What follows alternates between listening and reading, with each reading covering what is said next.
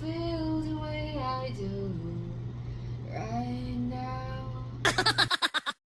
Hi guys! So, dahil mainit ang temperature ngayon sa Pilipinas, netong mga nakaraan sa Pasay, sa Manila, nagkaroon sila ng yung mga college students, ginawa nilang suspended, parang online class na lang instead of going to school kasi nga sobrang init ng panahon. Grabe, pag lumabas ka, ang pakiramdam, yung hangin is parang aircon na yung binubuga niya mainit, mahangin na init, ganun. Yung parang siya nagpark sa araw, tapos pagpasok mo sa loob, ganun yung hangin ng aircon, yung buga niya sobrang init. Talagang mangingitim ka, tsaka papawisan ka talaga, grabe. Sobrang init. Tapos, ang nangyari, dahil nga, yung temperature dito ngayon sa Manila is mga 38, 40. Nung gabi, netong Sunday, ay nag-brown out kami. Kasi may sumabog na poste dun sa bahay, malapit. 10 p.m. hanggang ngayong April 29 na, wala pa rin kuryente. Grabe, sobrang hirap. Ang hirap kasi nga, wala kaming bintana, wala talagang kuryente, sobrang init pa. Parang kaming bastang sisiw na kawawa. Kaya 4 a.m. pa lang naligo na ako kasi napasok ako sa office, 6:30 ako naalis sa bahay. Pero 4 a.m. pala, umalis na ako sa bahay. Dito kami ngayon sa Pedro Hill. Ayan yung dito si Daddy tsaka si Carl ako dito sa sahig. Kasi nga hanggang ngayon wala pa rin kuryente. Bali, ikaw yung ex-girlfriend ni Jacob, tama? Talaga? Yun ba yung sinabi niya sa'yo? Oo. Teka, ba't ka tumawa? May nakakatawa ba sa sinabi ko? Sorry ulit ha, pero hindi ko naman gustong tumawa. Hindi ako basta ex-girlfriend lang. Asawa pa rin ako ni Jacob.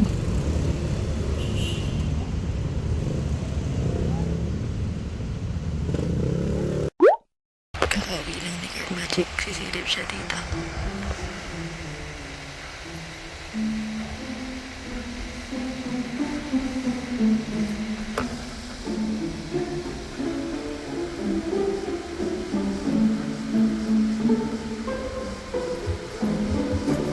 I see.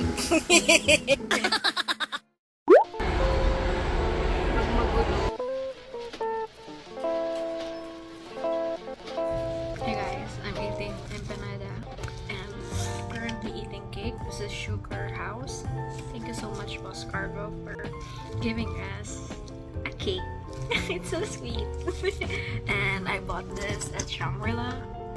It's from Candid. As you can see here, it's Candid. And I like the tagline. Walang pake, basta may kape.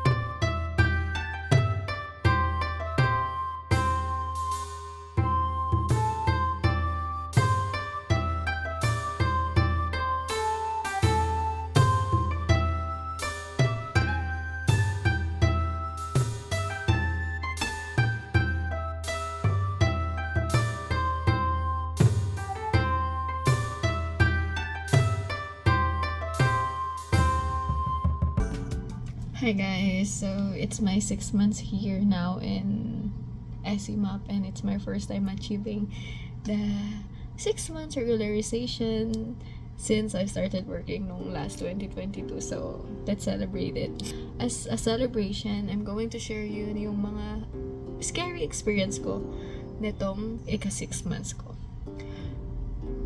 To share you guys, matagal pa lang walang tao dito sa office since nagkaroon nga ng pandemic. Nagkatao lang nung nandito na ako.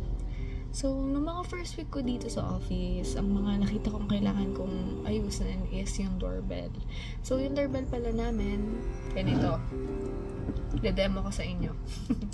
So, ito yung pindutan ng doorbell and then meron tayong speaker ng doorbell. So, nakasaksak lang yung speaker ng doorbell para pag pinindot mo, tutunog siya.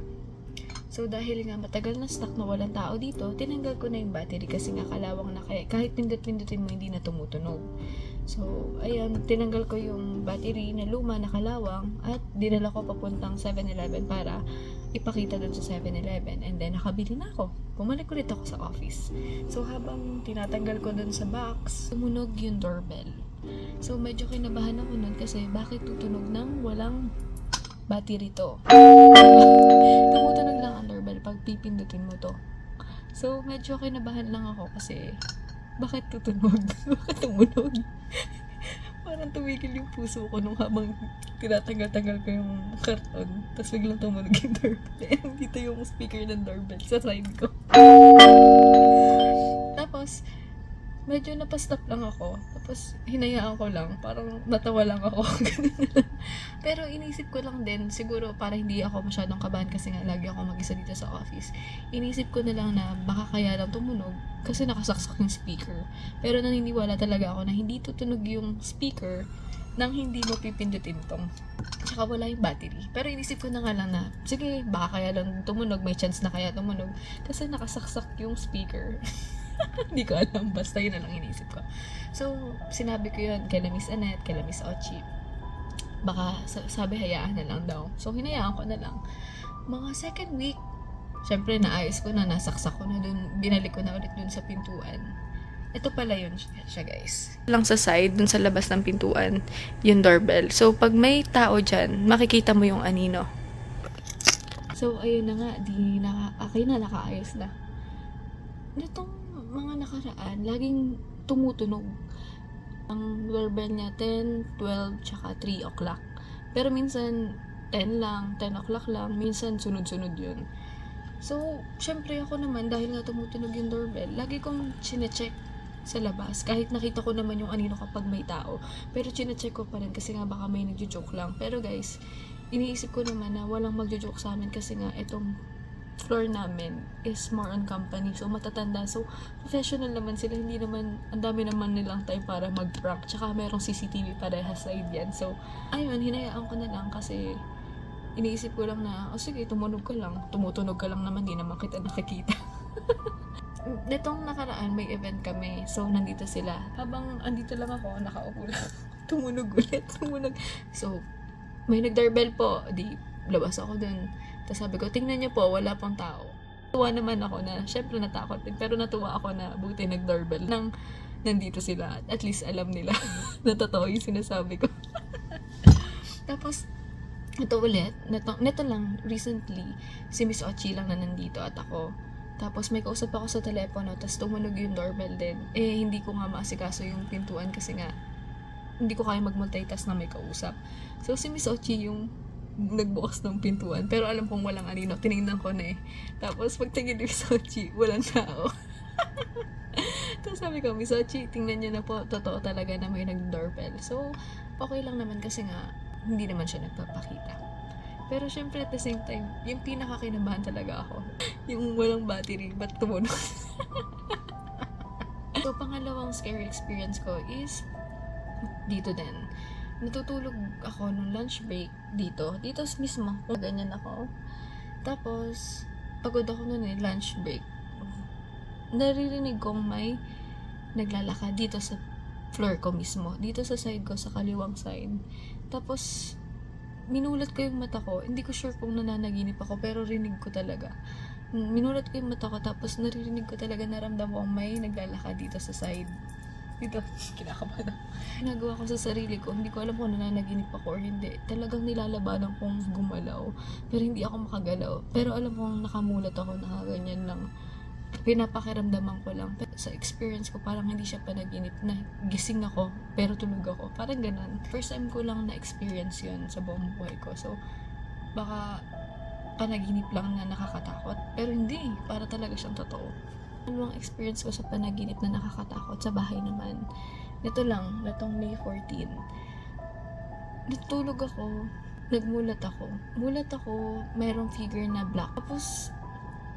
Tapos nakamulat ako, pinipilit kong gumalaw pero hindi ako makagalaw. Pero alam ko nakamulat ako. Mabuti na lang black lang siya yung mukha or anything. Hindi ko sure kung nananaginip ako, pero alam kong gising ako. nakamulat ako eh. Or baka panaginip lang na nagising ako. Hindi ko alam, basta yun. Hindi ako nagsasalita, pero sa isip ko, sabi ko, Lord God, Lord God, Lord God. Tapos, ayun, nung alam kong totoong gising na ako, nakita ko na yung figure, electric fan lang pala siya. Yung kulay ng electric fan ko is black. Pero nung alam kong nakamulat ako na hindi ako gumagalaw, black lang talaga siya. Wala, talagang ang dilim ng black lang na figure. Hindi ko maalala yung shape, basta black lang siya. So, ayun, hindi ko alam kung yung mga na-experience ko ay totoo. Yung nararamdaman mo, andyan siya. Or yung nakita mo, yung figure. Pero wala namang mukha.